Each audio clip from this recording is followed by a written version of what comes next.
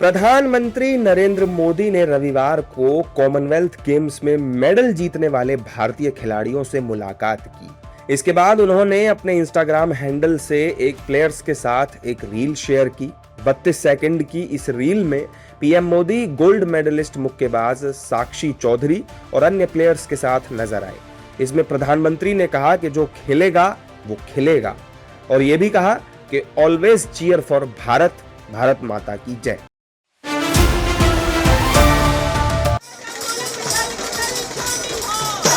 झारखंड की राजधानी रांची में आज छात्रों का बड़ा शक्ति प्रदर्शन होने जा रहा है। झारखंड में प्रतियोगी परीक्षाओं में कथित अनियमितताओं और विभिन्न मांगों को लेकर चल रहा छात्र आंदोलन अब लगातार व्यापक होता जा रहा है। जेपीएससी, जेएसएससी भर्ती परीक्षाओं में कथित गड़बड़ी के खिलाफ 25 जुलाई से जारी आंदोलन अब विधानसभा घेराव तक पहुंच गया है। सरकार के साथ छठे दौर की बातचीत भी बेनतीजा रही।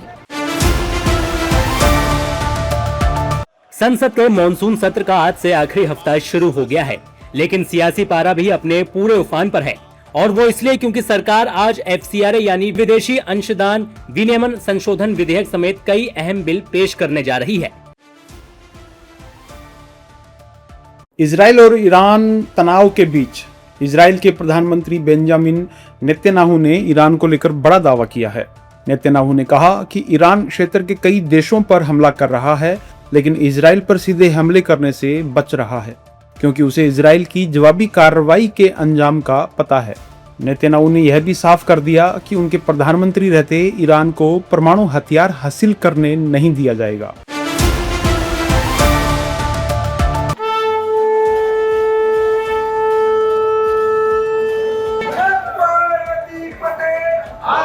प्रयागराज से हरिद्वार तक कांवड़ यात्रा के अद्भुत रंग देखने को मिल रहे हैं। कहीं कांवड़ियों पर फूलों की बारिश हो रही है तो कहीं शिव भक्तों के लिए भंडारा चल रहा है। 30 जुलाई से शुरू हुई कांवड़ यात्रा 11 अगस्त को खत्म होने वाली है। यही वजह है कि इन दिनों यूपी की सड़कों पर आस्था का सैलाब देखने को मिल रहा है। महाराष्ट्र की राजनीति में कब क्या हो जाए इसका अंदाजा अब लगाना बिल्कुल मुश्किल हो गया है। दरअसल शरद पवार गुट और एनडीए के बीच कथित नजदीकियों की खबरें चर्चा में है। इसी बीच एनसीपी एसपी की सांसद सुप्रिया सुले ने सोमवार को शरद पवार गुट के 8 सांसदों की प्रधानमंत्री नरेंद्र मोदी से मुलाकात की बात कही है। झारखंड में जेपीएससी, जेएसएससी परीक्षा में धांधली को लेकर छात्रों का आंदोलन खत्म नहीं होता दिख रहा।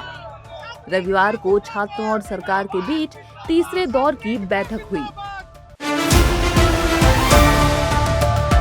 सरकार ने दावा किया कि छात्रों की करीब 98% मांगे मान ली गई हैं, लेकिन छात्रों के मुताबिक जेपीएससी पीटी परीक्षा रद्द करने पर सरकार ने सहमति जता दी है, लेकिन जेएसएससी सीजीएल परीक्षा रद्द करने को लेकर सहमति नहीं बनी है।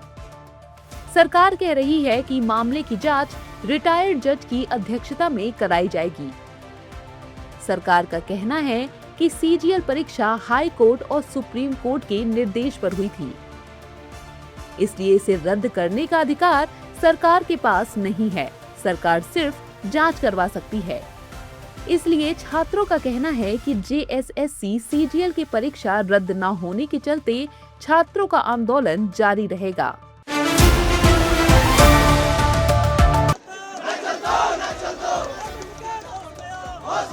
तस्वीरें रांची की है, जहां बड़ी संख्या में जेपीएससी, जेएसएससी अभ्यर्थी विधानसभा घेराव के लिए जुटे हैं।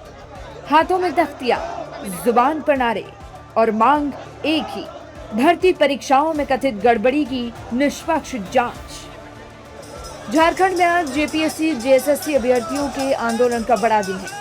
भर्ती परीक्षाओं में कथित अनियमितताओं और दूसरी मांगों को लेकर लंबे समय से आंदोलन कर रहे छात्र अब विधानसभा की ओर कूच कर रहे हैं। विधानसभा घेराव के लिए छात्रों का मार्च शुरू हो गया है, लेकिन छात्रों के रास्ते में प्रशासन की कड़ी सुरक्षा की दीवार है। बीजेपी ने प्रयागराज में राहुल गांधी के कार्यक्रम छात्रों की गूंज को फ्लॉप शो करार दिया है। बीजेपी और इसके सहयोगी दावा कर रहे हैं कि अखिलेश यादव के समर्थन के बावजूद राहुल गांधी के कार्यक्रम में भारी भीड़ नहीं जुटी। केशव प्रसाद मौर्य के बाद सुबसपा अध्यक्ष ओम प्रकाश राजभर ने भी राहुल और अखिलेश पर निशाना साधा है। यूपी में विधानसभा चुनाव से पहले आरक्षण पर नई सियासी बहस शुरू हो गई है। बीएसपी सुप्रीमो मायावती ने एक्स पर पोस्ट कर आरक्षण का समर्थन किया है। मायावती का कहना है कि देश में जातिवाद अभी भी मौजूद है और यह जमीनी स्तर पर आज भी फैला हुआ है। दरअसल हाल ही में आरक्षण को लेकर आरएसएस प्रमुख मोहन भागवत ने कहा था कि आरक्षण पर राजनीति नहीं होनी चाहिए। आरक्षण सामाजिक कारणों से है। जब तक सामाजिक भेदभाव रहेगा तब तक आरक्षण जारी रहेगा। लेकिन जिन लोगों को आरक्षण का लाभ मिला है उन्हें आगे आकर उदारता दिखानी चाहिए। आरक्षण का लाभ लेने वाले लोगों को अपनी इच्छा से इसका लाभ छोड़ने पर विचार करना चाहिए। मथुरा में श्री कृष्ण जन्मभूमि को लेकर मामला गंभीर होता जा रहा है। अयोध्या के बाद अब मथुरा में श्री कृष्ण जन्मभूमि को लेकर संत समाज ने कार सेवा का ऐलान कर दिया है। संतों ने अयोध्या की तरह ही 6 दिसंबर को मथुरा में कार सेवा की घोषणा की है। इस मामले को लेकर मौलाना साजिद रशीदी की प्रतिक्रिया सामने आई है। उन्होंने कहा कि संतों ने ऐलान किया है कि हम 6 दिसंबर को कार सेवा करेंगे। ये वही कार सेवा है जिसने बाबरी मस्जिद को ढहा दिया था। वो हिंदुस्तान के लिए एक काला दिन है। रशीदी ने इसके साथ ही कहा कि सुप्रीम कोर्ट ने भी इसे अवैध बताया था। रशीदी ने आगे कहा कि जो लोग ऐसा कर रहे हैं वो मुनीर के चेले हैं। आजादी का इतिहास कश्मीर से कन्याकुमारी तक, गांव से महानगर तक, हर हाथ में तिरंगा, हर दिल में हिंदुस्तान। देश की आन, देश की शान और देश की पहचान तिरंगा। आज से देश भर में एक बार फिर तिरंगे की लहर दिखाई दे रही है। सड़कों पर तिरंगा, हाथों में तिरंगा और दिलों में देशभक्ति का जज्बा। कहीं मुख्यमंत्री खुद तिरंगा यात्रा की अगुवाई कर रहे हैं तो कहीं हजारों युवा मैराथन के जरिए देशभक्ति का संदेश दे रहे हैं, तो कहीं बाइक और साइकिल रैली में तिरंगे के साथ भारत माता के जयकारे गूंज रहे हैं। मौका है हर घर तिरंगा अभियान का। भारत के 80वें स्वतंत्रता दिवस से पहले शुरू हुए इस अभियान का रंग इस बार कुछ और खास है, क्योंकि तिरंगे के साथ देश वंदे मातरम के 150 साल पूरे होने का उत्सव भी मना रहा है। यानी घर घर तिरंगा, शहर शहर तिरंगा और जन जन के बीच वंदे मातरम। हर घर तिरंगा के तहत देश के कई राज्यों में तिरंगा यात्रा का आयोजन किया जा रहा है।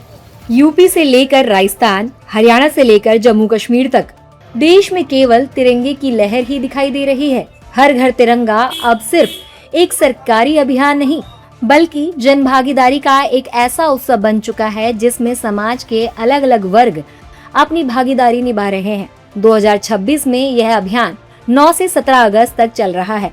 इस बार इसका खास जुड़ाव राष्ट्रीय गीत वंदे मातरम के 150 वर्ष पूरे होने के राष्ट्रव्यापी स्मरण से है।